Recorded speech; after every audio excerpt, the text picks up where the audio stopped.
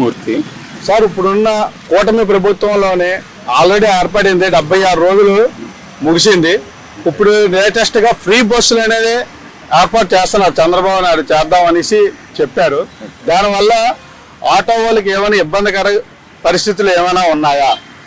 అంటే ఈ విషయం చెప్పాలంటే ప్రతి దాంట్లోనూ ప్రోస్ అండ్ కాన్స్ ప్రతి దాంట్లోనూ ఉంటాయి. మనం ఏంటంటే ఇక్కడ ఏది మంచి ఎక్కువ ప్రజలకు ఏది ఎక్కువ మంచి జరుగుతుంది అనేది మనం ఆలోచించాలి. మనతో పాటు ప్రభుత్వం కూడా ఆలోచించాలి. మనకంటే ఏంటంటే ఒక సామాన్య పౌరుడిగా నేను ఆలోచించే దానికనే ప్రభుత్వం ఆలోచించే దానికనే చాలా తేడా ఉంటుంది. సో ఇక్కడ ఏంటంటే ఓట్ల కోసం మరేదైనా కోసం కాకుండా ప్రజల సంక్షేమం కోసం ప్రభుత్వం ఆలోచించి మంచి నిర్ణయం తీసుకుంటున్నది ఏమో అని నేను అనుకుంటున్నాను. సో దీంట్లో మీరు మంచి ఆటో వాళ్ళకి మంచిదా కాదా అని చెప్పి మీరు అంటున్నారు కాబట్టి దీన్ని ఉపయోగించుకునే విధానాన్ని బట్టి కూడా అంటే మన ఎవరికన్నా ఈ సదుపాయం కల్పించినందుకు ప్రభుత్వం కల్పించినందుకు దాన్ని ఎవరైతే ఆ బెనిఫిట్స్ పొందుతున్నారో వాళ్ళే సద్వినియోగం చేసుకుంటే బాగుంటుంది. అలాగే తప్పితే ఎలా పడితే అలా వాడుకుంటే ఆ పథకం యొక్క ప్రయోజనాలు అందరికీ బాగోవు.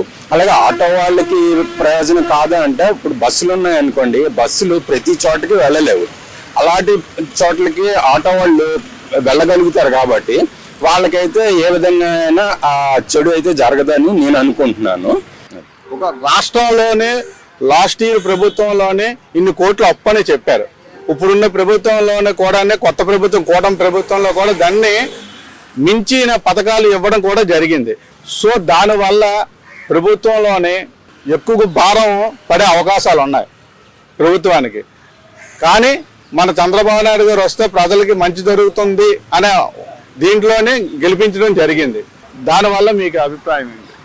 అదే అంటే ఒక ప్రభుత్వం వచ్చి పథకాలు అమలు చేస్తుంది, ఇవన్నీ చేస్తుంది అంటే దానికి అప్పులు అవుతున్నాయి ఇవే అంటే అది మనం చూసుకోవాలండి. వచ్చే ఆదాయం ఎంత, వచ్చే ఖర్చులు ఎంత అవన్నీ చూసుకుంటూ దానికి తగ్గట్టు మన ప్రణాళికలు అంటే రాష్ట్ర ప్రభుత్వం యొక్క ప్రణాళికలు రచించుకుని దాని ప్రకారం ముందుకెళ్తే భవిష్యత్ తరాలకు కూడా మంచి జరుగుతుంది అనేది నా అభిప్రాయం. ఇంకొక 4 రోజుల్లో అమరావతి స్టార్ట్ చేస్తానని అంటున్నారు. అమరావతికి ప్రస్తుతానికి మన క్యాపిటల్గానే చేద్దామనేసి అప్పుడు కూటమి ప్రభుత్వం చెప్పింది. మన అమరావతి ఉంటే మంచిదా లేదా ఇంకేదైనా మంచిదా? ముఖ్యంగా అమరావతి దీని వరకు ఏంటంటే అమరావతినే క్యాపిటల్ చేయటం అనేది ఫస్ట్ నుంచి నేను వ్యతిరేకం. కారణం ఏంటంటే అక్కడ మూడు పంటలు సంవత్సరానికి 3 పంటలు పండే ఫెర్టిలిటీ ల్యాండ్లోని తీసుకొచ్చి ఒక రాజధాని కట్టి రాజధాని కింద చేస్తామనేది అంటే నాకున్న అవగాహన ప్రకారం నేను చెప్పేటటువంటి మాట ఇది. అంతేగాని అక్కడ మేధావులు పెద్దవాళ్ళు కూర్చుని డిస్కస్ చేసినప్పుడు అది తప్పు ఒప్పు అనేది చెప్పే అంతటి అవగాహన అయితే నాకు లేదు. ఇందులో డిప్యూటీ సీఎంగా పవన్ కళ్యాణ్ సార్ ఉన్నారు. అతని మీద మీ అభిప్రాయం? అంటే యాక్చువల్గా పవన్ కళ్యాణ్ కోసం చెప్పాలంటే ఆయన ఆలోచన విధానం, ఆయన మనస్తత్వం కూడా మనం చూసుకున్నట్లయితే ముక్కుసూటిగా వెళ్ళే వ్యక్తి.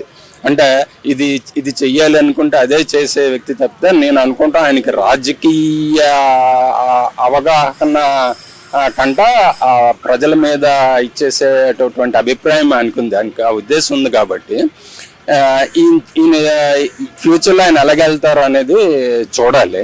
అంటే ఆయన ఉన్న మనస్తత్వానికి దీనికి ప్రకారంగానే చూసుకున్నట్లయితే ఆయన కరెక్ట్ అయినా చేస్తారు అనేది నా అభిప్రాయం. ఇప్పుడున్న ప్రజల్లోనే ఉండే సందేశాలు ఏంటంటే కూటమి వల్ల అన్ని మంచిగా జరుగుతుంది అనేసి ప్రజల్లోనే ఒక మార్పు అనేది వచ్చింది. అలా కూడా జరిగింది కూడా. ఇప్పుడు కూడా స్కీములు కూడా అలాంటివి ఇచ్చారు. కాబట్టి రాబోయే కాలంలో ఇంకేదైనా చేయాలనే ఆలోచిస్తున్నారా?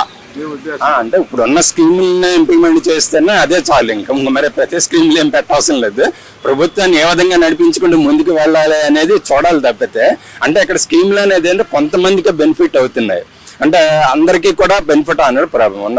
మన ఈ సొసైటీలో ఉన్నారంటే అనేక రకాలైనటువంటి గ్రూపులు ఉంటాయి. అందరి గ్రూపులకి అందరికీ కూడా ప్రతిదీ బెనిఫిట్ పొందాలి అంటే ఒక స్కీముల వల్లనే కాదు, మిగతా అన్నిటి వల్ల కూడా ఇందాక మీరు అన్నారు ఉద్యోగాలు వస్తాయి రావా, ఆ ఉద్యోగాల కల్పన అనేది కానీ చేస్తే అది చాలు. అంటే ప్రత్యేకంగా ఇంకోటి ఏమి చేయవలసిన అవసరం లేదు.